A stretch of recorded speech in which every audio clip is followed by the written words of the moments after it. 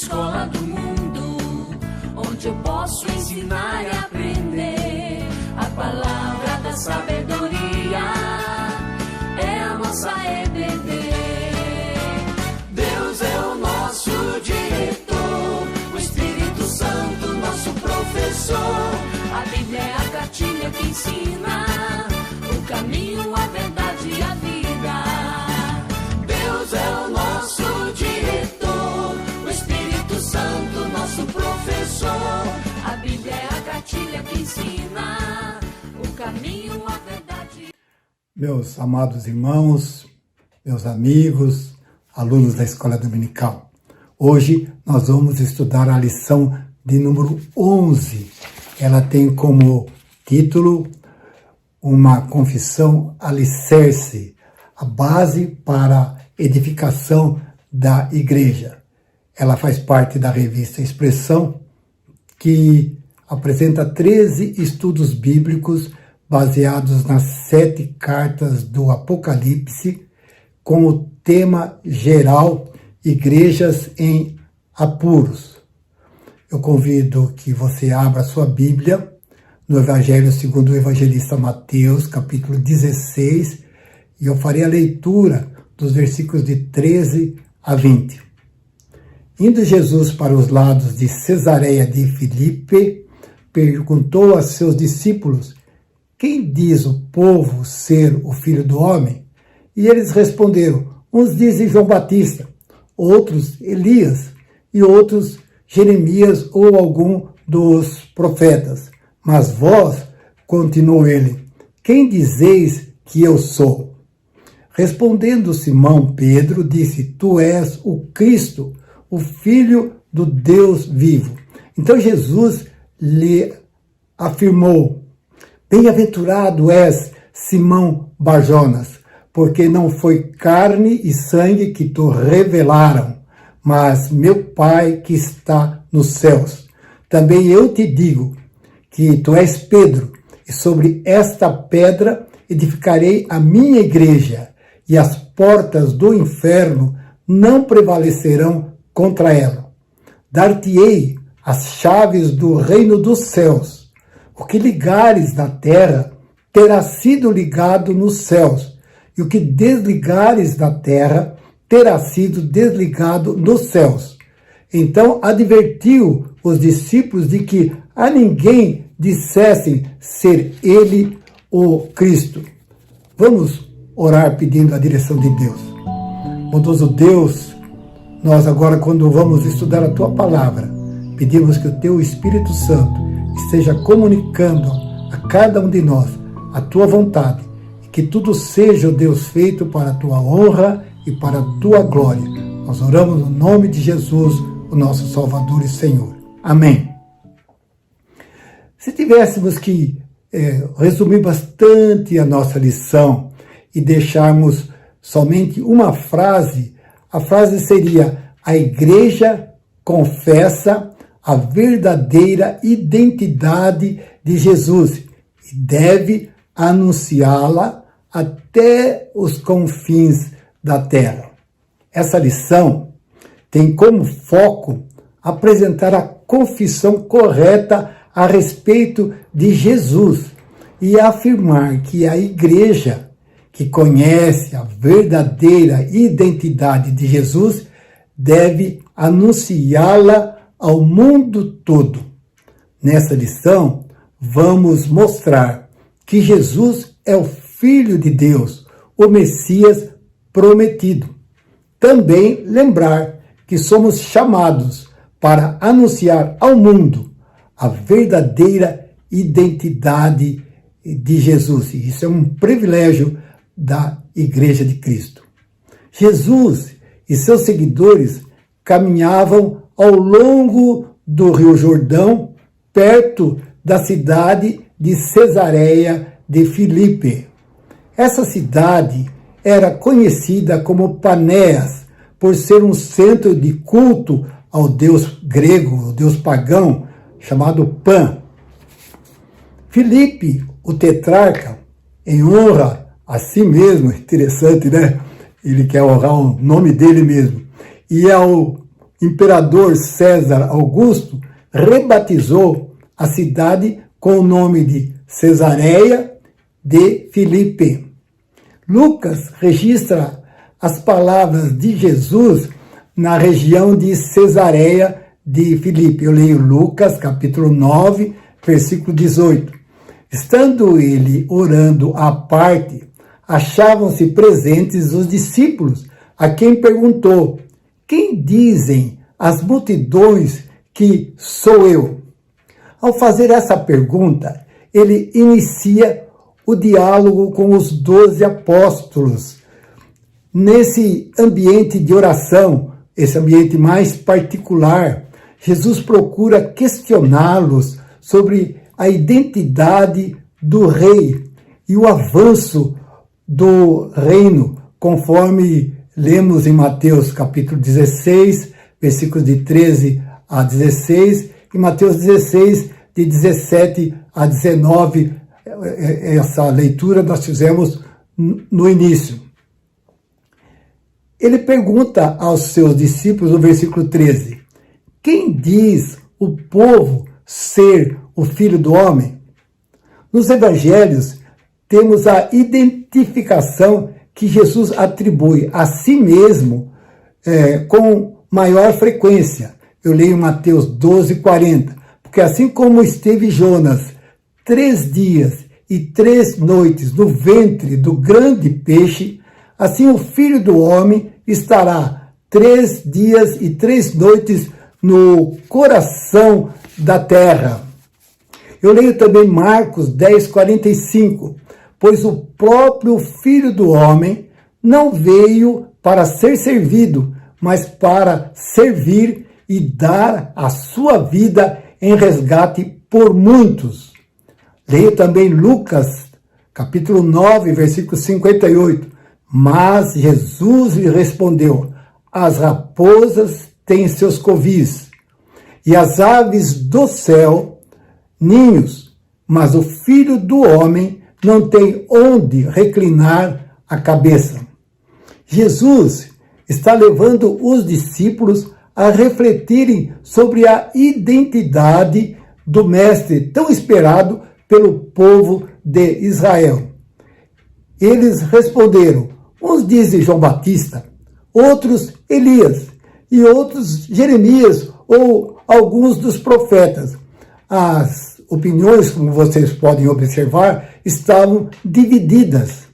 Alguns achavam que João Batista havia ressuscitado dentre os mortos. Essa era a percepção de Herodes Antipas. Outros entendiam que era Elias e o viam como precursor do Messias ainda por vir. Somente Mateus menciona Jeremias. Avaliavam que Jesus era um enviado de Deus, um profeta, comparado aos profetas intrépidos que denunciavam reis perversos, reis rebeldes. Jesus estava buscando uma resposta que só poderia ser dada caso Deus a revelasse. Paulo afirma em Colossenses 1, versículo 26, o mistério que estivera oculto dos séculos e das gerações, agora, todavia, se manifestou aos seus santos. Pouquíssimas pessoas reconheceram o Filho do Homem, o Messias, que andava entre eles há cerca de 30 anos. Ele era o rei enviado por Deus para vencer os governantes perversos da época, Colossenses 2,15, e despojando os principados e as potestades, publicamente os expôs ao desprezo, triunfando deles na cruz. Agora a pergunta é enfática, a pergunta é direta.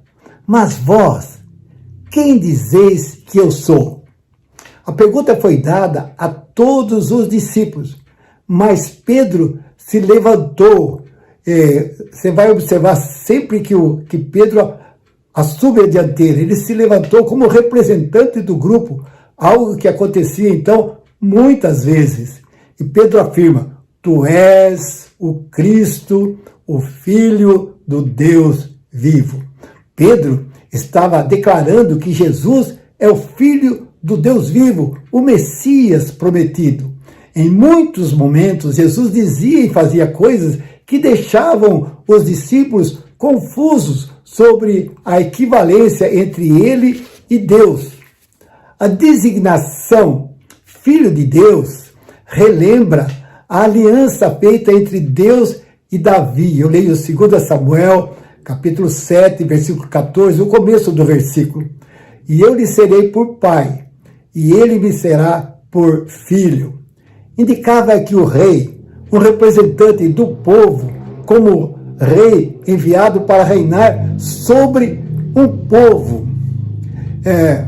Jesus, então, é da descendência de Davi, enviado, fazendo essa comparação com o rei Davi, porque Jesus é da descendência de Davi, e fazer desse povo o instrumento para avançar seu reino no mundo que jaz no maligno.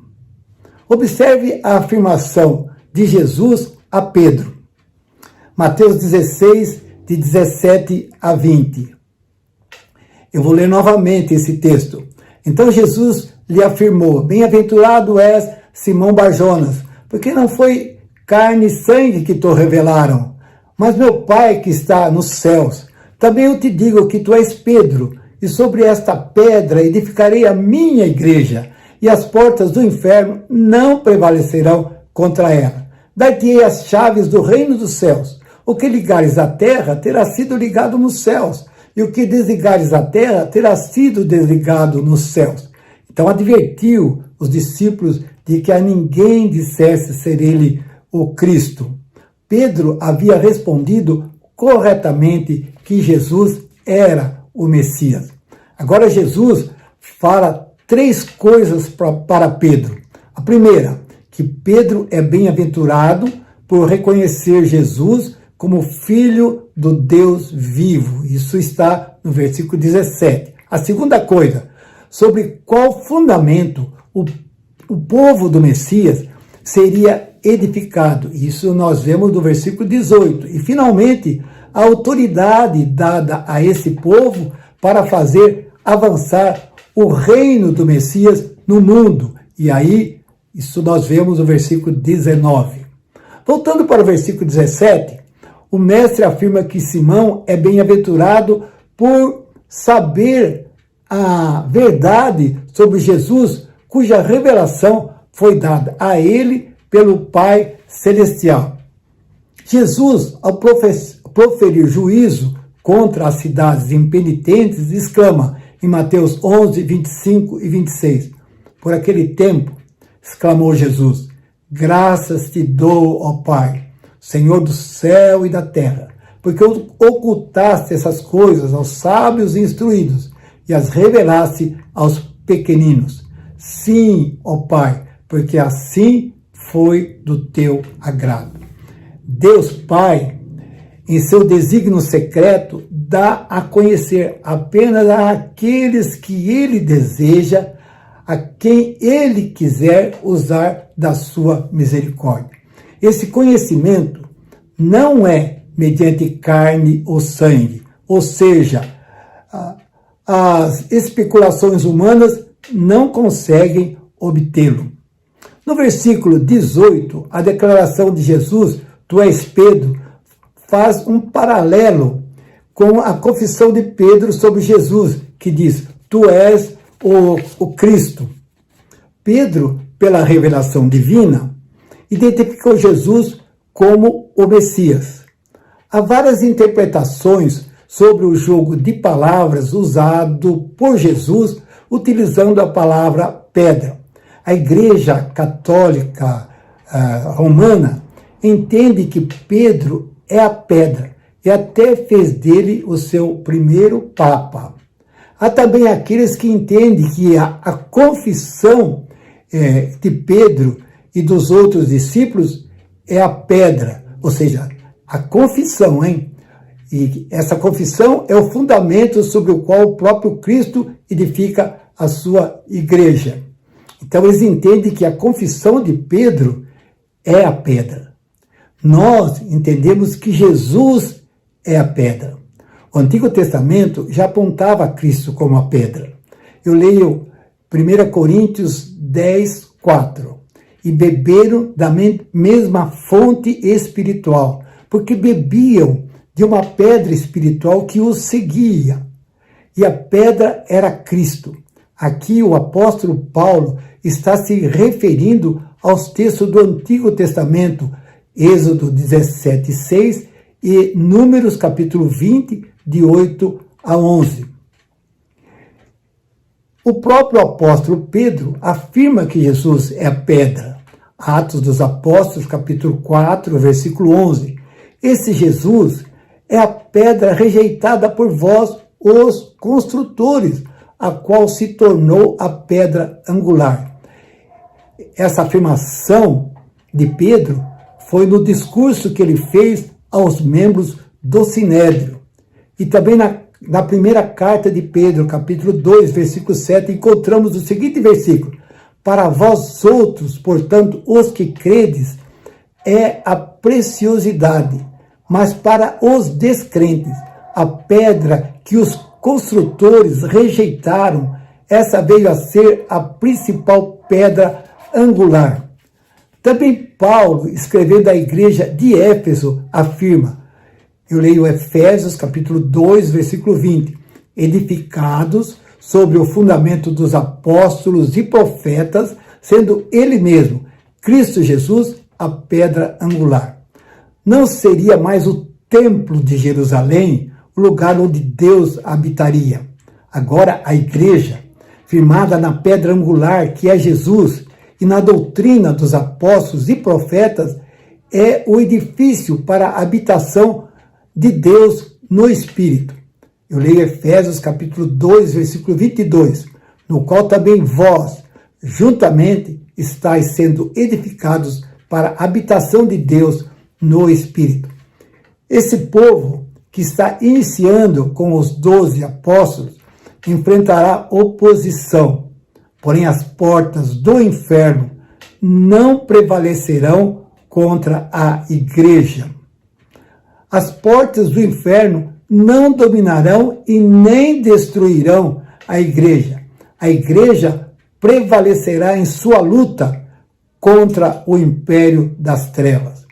No versículo 19, Pedro recebe as chaves que são a proclamação do perdão dos pecados, que faz da pessoa que confessa seus pecados um embaixador e torna a igreja uma embaixada de Cristo em território inimigo.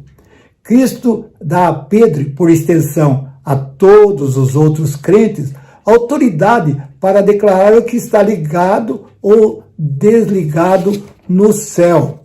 Na verdade, tudo que for ligado ou desligado na terra já está ligado ou desligado no céu. O poder das chaves consiste em declarar o que pertence ou não ao reino de Deus.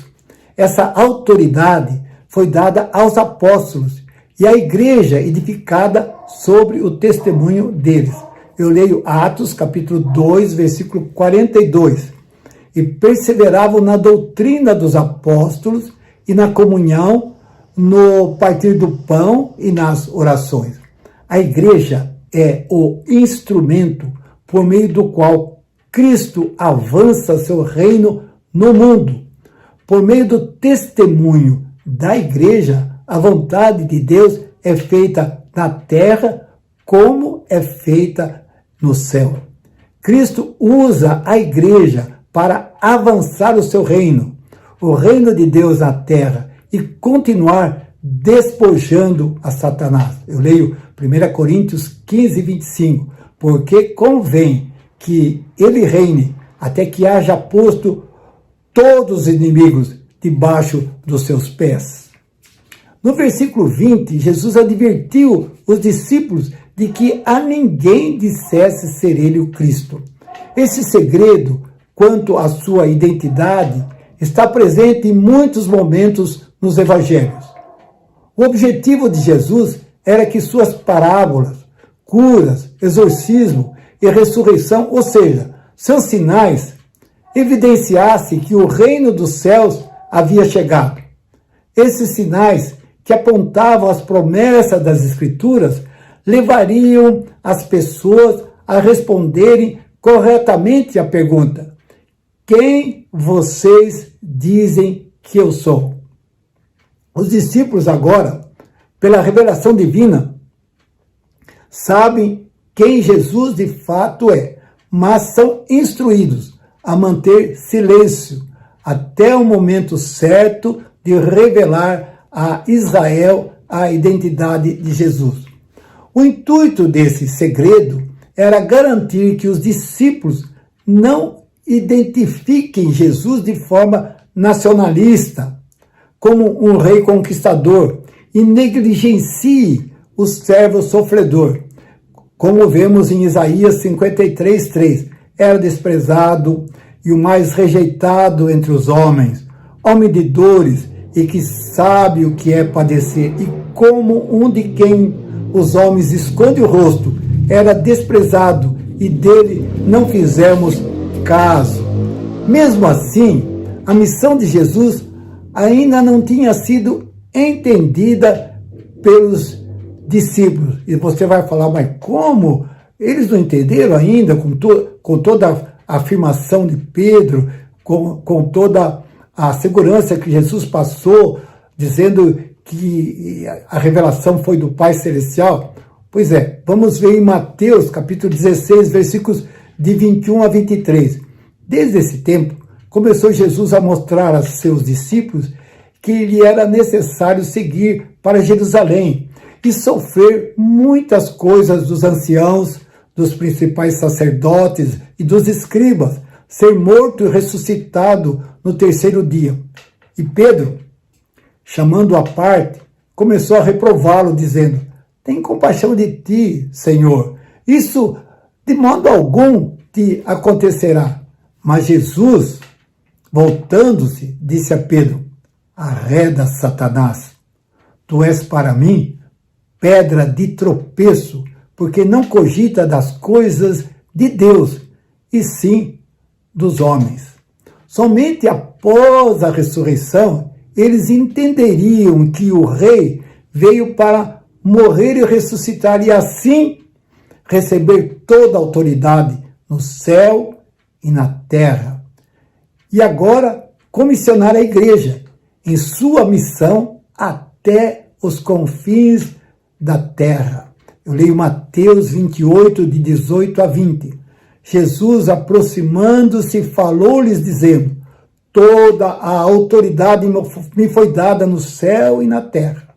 Ide, portanto, fazei discípulos de todas as nações, batizando-os em nome do Pai e do Filho e do Espírito Santo, ensinando-os a guardar todas as coisas que vos tenho ordenado.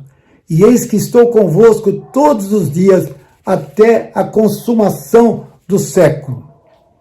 Jesus é o Cristo, o Filho de Deus, aquele que havia sido prometido.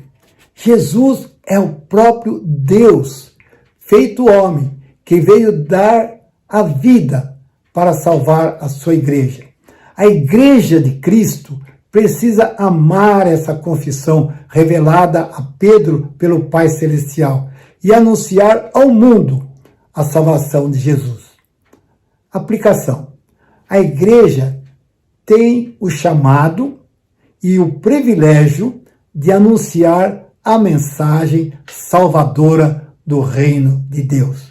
Como igreja que somos, eu pergunto: a sua fé está alicerçada em Jesus? Você tem se envolvido na pregação do Evangelho? Tem procurado ter uma fé mais vigorosa e um compromisso maior com a evangelização?